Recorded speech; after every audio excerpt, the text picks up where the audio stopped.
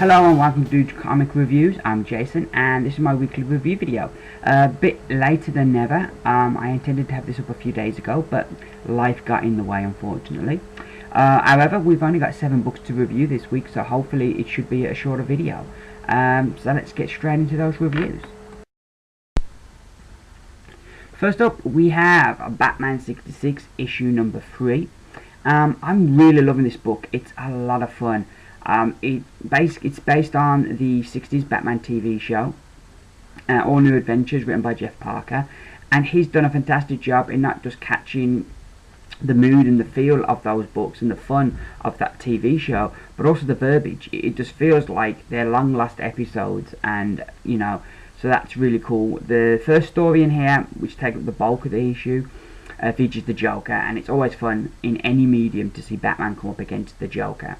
And I thought that story was good. I enjoyed that one a lot. Some nice twists and turns. The second story is a short one with Egghead, and we join it already. They've already been captured, so it kind of feels we've missed half the story because they've been captured and Egghead's going to kill them, and the whole story is just about how they escape Egghead's trap. I didn't enjoy that one as much, but this is still a really fun book. It's great, like if for us older people, it's a nice slice of nostalgia, but for it's also a fun book that you can share with your kids, as it's a much more fun take on Batman than the kind of dark version we kind of oversaturated with these days. Yeah, still really enjoying this book. I think probably the weakest of the first 3 issues, just because I didn't really too keen on that Egghead story, but still a lot of fun, and I give Batman 66 issue number 3 4 stars.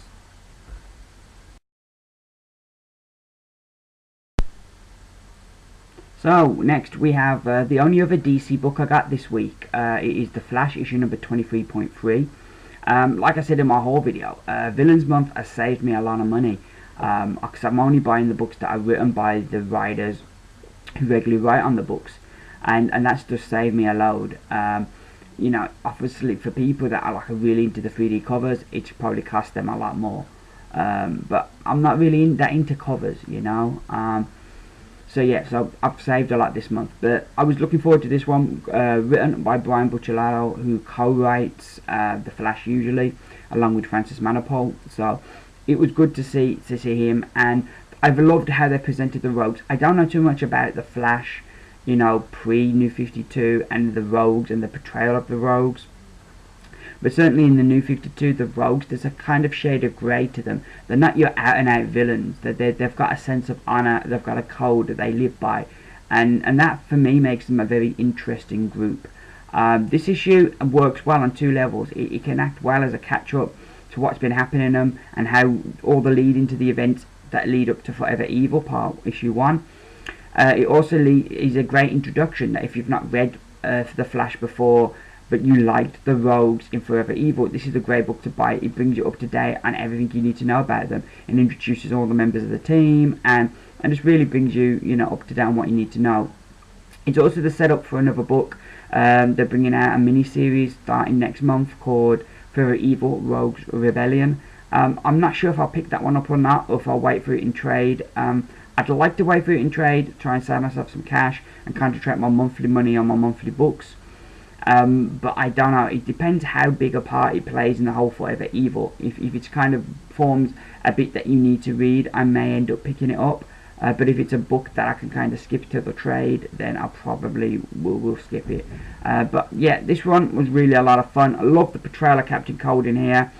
He's a real likeable character because you can kind of empathise with him. Even though you might not always like his actions, you can empathise with the way he behaves. This was a really cool issue. Like I say, it's a great book to buy if you've not read, or if you're a big fan of The Flash, or if you've not read The Flash. And either way, this is a great book to pick up. So I think Rogues, by the look of it, are going to play a big part in Forever Evil, and I give Rogues issue number 1, otherwise known as The Flash 23.3, 5 stars.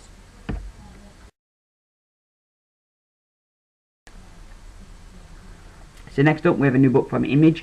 It's Zero, issue number 1, and this was a book I'd heard a lot of good things about, so I thought I'd try it out, and I'm glad I did. It was a lot of fun. It's set kind of in the future, and we have this kid about to shoot this man in the head, and he says, before you shoot me, let me tell you a story. And he sort of tells him the story, and you gather this old man is Edward Zero, and he's telling him this life, that he was this spy, and that you gather from what happens in the book that this group called the Agency, that are based in the UK, that they kind of raised these spies from birth, and raised them to be spies, and train them all through their life to kill and to be spies and to do missions for them.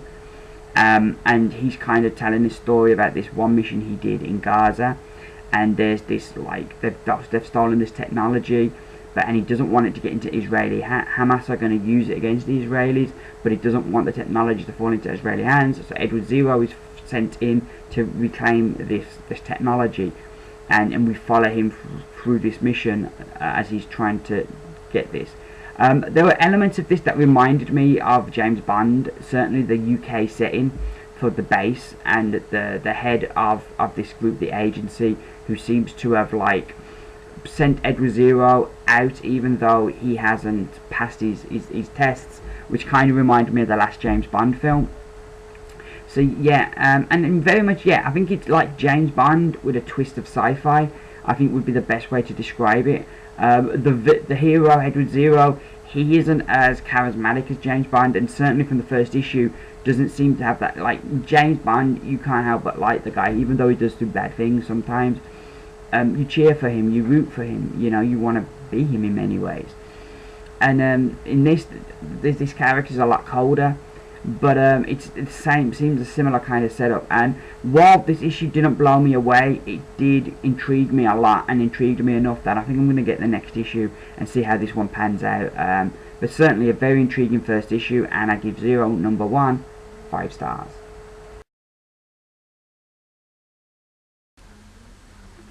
Next up we have Daredevil, issue number 31. What more can I say about this book? It is brilliant. If you're not reading this book, please do yourself a favour. We've all got different tastes, yeah, but try it. Just try one issue. You will be hooked. And don't worry that it's issue 31. Mark Waid is such a good writer that this could be your first issue and it would bring you totally up to date. I really enjoyed the story in this issue, the whole court case thing. I really like the whole Sons of the Serpent kind of, this looks like to be the new arc, and how they're integrating themselves into New York justice system. I really like that, and I think the story could go in a really interesting direction here, and I'm really enjoying it. The last page was a shocker, and I can't wait for the next issue to find out what's going on there. But yeah, this issue was just so brilliant, you know. Waid, Samney and Rodriguez make such a great team and put out this fantastic book every month. You know, I can't even, in all the time I've been reading Daredevil, I can't even remember a bad issue. And that's a fantastic run. This is definitely one of the best books around at the moment. If you're not reading it, please give it a go, because it deserves to be read, you know. And the fact that it's a $2.99 book as well, and it's one of the best books out there, that just makes an even bigger reason why to try it. But yeah, this is book just always really great, and I give Daredevil issue number 31, as always, 5 stars.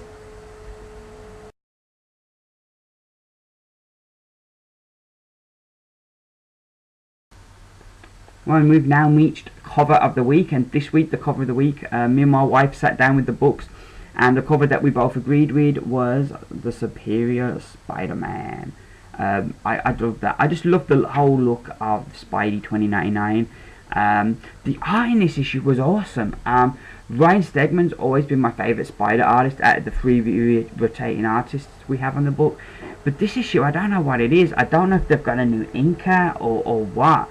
But his art just looks phenomenal this issue. I really enjoyed just looking at this book, let alone reading it. The story itself is really great. We continue to build to the downfall of our Superior Spider-Man, and you can see all these different things starting to come together in the background, and his life falling down. And I really like that how in the early days of this book, he was like, his whole scientific method was meant that he was doing life better, and he was the Superior Spider-Man.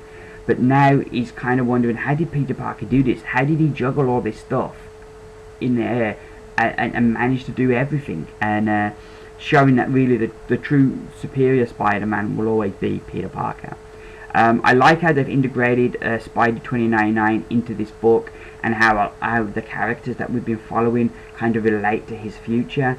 So I really like that. I think that's been really great work by Dan Slott there. But yeah, this was another really fun issue, and like I said, the art this issue was really cool. Really enjoying this whole book.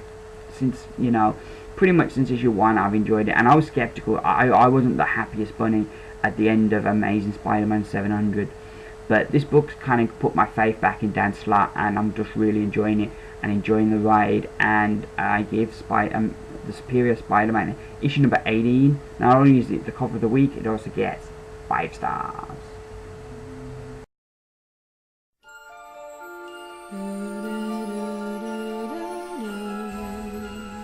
So here we go, my pick of the week. And the amazing thing, first off, is that this is the 7th issue of Thor: God of Thunder in a row that has got pick of the week. It's just on an amazing streak at the moment, and I think right now, if somebody was to ask me the book I'm enjoying the most, it is Thor: God of Thunder.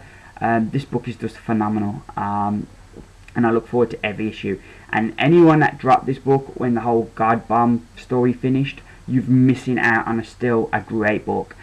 Jason Aaron just seems born to write this book. You know, he just gets the character so well. The beginning of the book, we get this whole kind of thing that makes it feel like you're reading this epic, this kind of like mythology-based epic. It's just brilliant. And then throughout the book, it's just great. There's moments that make you laugh, moments that shock you, and it's just a really great story. I don't know much about Malekith the Accursed. I know he's going to be the villain in the next film, so I welcome having him in the book, because I don't really know too much about him.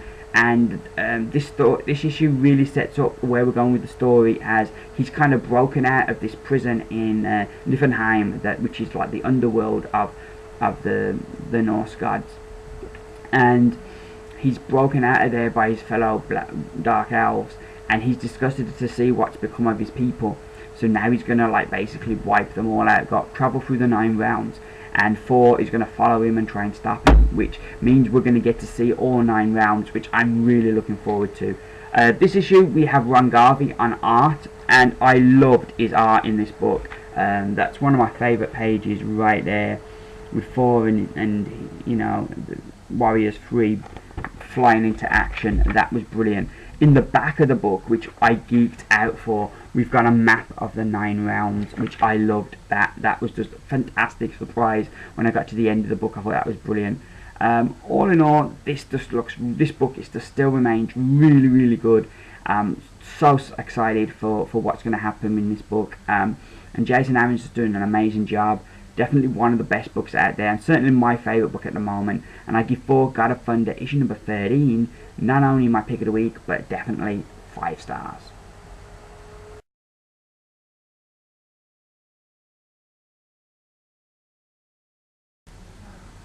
And finally this week we have Uncanny XMen issue number 12.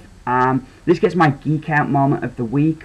At the end of this issue, we get like the setting up for the next issue. We set up this throwdown between Emma Frost and the future Jean Grey, and I was just like geeking out all the way. I'm really looking forward to seeing that outcome. I hope they're not going to do some kind of thing where it doesn't happen. I hope we're actually going to get them throwing down, because that's going to be cool. I liked in this issue though that there was kind of like a bit of irony in there, as like Emma Frost is telling Cyclops that his decision he makes in this issue, it's all based on emotion, and not to be so emotional and to do what's right. But then by the end of the issue, it's totally emotion what she's acting on, because she just hates Jean Grey. So, because Jean Grey's always been the other woman in Cyclops' life, and I don't think Cyclops ever totally gave himself to Emma. That there was always a part of him that loved Jean Grey, even with Jean Grey dead. And though he loved Emma in a way, Jean Grey was always his first love. And so Emma just has this real hatred for her, and it's kind of funny how she does the opposite to what she's advising Cyclops to do. The art this issue is Chris Buccalo. I'm not the biggest fan of his art. It was alright. Not his biggest fan. Again, this event I'm really enjoying. I do feel though that something big needs to happen if it's going to go another month. I've enjoyed it, but like when them future X-Men came back, they said the past X-Men need to go to the past, but not yet. And I think that's kind of been forgotten. They said that it'd be disastrous if they went now. So I think that that's something that's been forgotten, or maybe something I picked up that wasn't meant that way. But that's how I understood when I read the first books, that they couldn't send them back now. So I feel something big needs to happen for this book to justify this series lasting another month. But so far I've really enjoyed Battle of the Atom, and this was another really good issue. And I give Uncanny X-Men issue number 12 not only my Geek Out Moment of the Week, but 5 stars.